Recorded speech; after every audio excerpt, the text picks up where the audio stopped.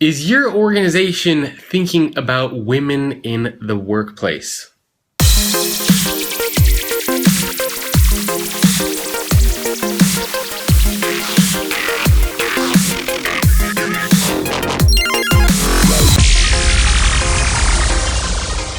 Hello everyone, welcome to another episode of The Future in 5. My name is Jacob Morgan, and this is where I share my thoughts, ideas, and commentary on the future of work in 5 minutes or less.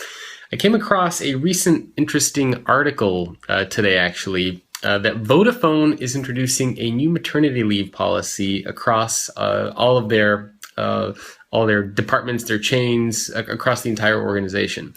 And it's a very interesting policy, actually, because it has to deal with maternity leave. And basically what they're doing is they're introducing a mandatory 16-week full paid maternity leave policy. And when women get back to the workplace, for, I think it is, I believe it was for the first 12 weeks, they can work 30 hours and still get their full-time pay. Now, this is actually very unique because most organizations or most women, they usually have to negotiate their maternity leaves individually with their managers and with their bosses. And this is, at least the release that I read, is basically saying that Vodafone is the first organization around the world to introduce this mandatory maternity leave policy across the entire company, and also introduce this program that allows women coming back from maternity leave to sort of get up and running with their careers by getting their full-time salary, but only having to work 30 hours a week. A couple of weeks ago, I wrote an interesting article for Forbes where I put up this whole infographic on the state of women in management. And this actually relates very, very closely to that. In this press release that Vodafone put out, they're saying that they're doing this because it's a way to attract and retain top talent. In other words, they're recognizing that they have a lot of really talented women at their organization that end up leaving. And so as a way to keep women there and to keep this top talent there, they're trying to introduce these new maternity leave policies. Another interesting article that I read just before this one was basically talking about how women are better leaders and how they are doing a better job at running a lot of our organizations around the world.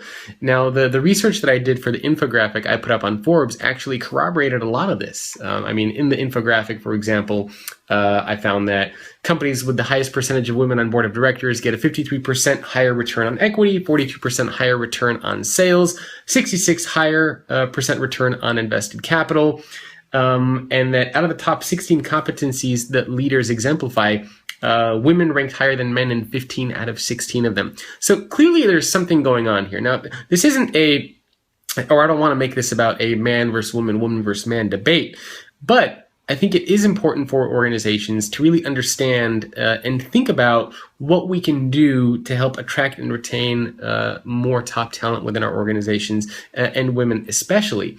And so I thought this was a very interesting policy that Vodafone is introducing across their entire organization.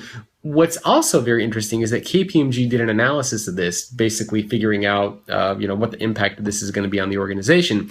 And they identified, and I'm just reading it from my computer here, estimated $19 billion. So the Vodafone will save up to $19 billion annually through the provision of 16 weeks full paid maternity leave. And the reason for that is because they don't need to lose their employees. They don't need to train new employees. They don't need to spend time recruiting and going through that entire process. And so it's a very, very interesting approach that I think an organization like Vodafone is taking. And I definitely believe that more organizations should start thinking about this. Now, again, I'm not saying that I'm an expert with women in the workplace. I find it a fascinating topic. My wife is always pushing me to learn more about that. And so when I see things like this, I immediately think of some interesting things that we're going to start seeing around the future of work, because women hold the majority of purchasing power. They're going to be the dominant population. They're going to be more women in executive roles. So we're going to see a little bit of a shift here.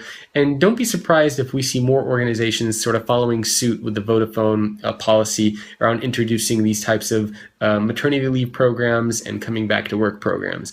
So my question for you is, what is your organization doing to think about women and the future of work. Do you have interesting policies in place? Are there some challenges that you believe women are faced with at your organization? Let me know in the comments below. I'm really interested to hear more and to learn from all of you. And of course, if you come across any interesting things like this as far as what companies are doing with women in the workplace and women in the future of work, love to hear from you. So go ahead and share it in the comments. I will see you next time on another episode of The Future in 5. Hey, are you interested in the future of work? If so, make sure to subscribe to the YouTube channel so you can get all the latest content on the future of work and stay up to date on all the latest trends and happenings. Not to mention, you will make me very, very happy. Make sure to subscribe.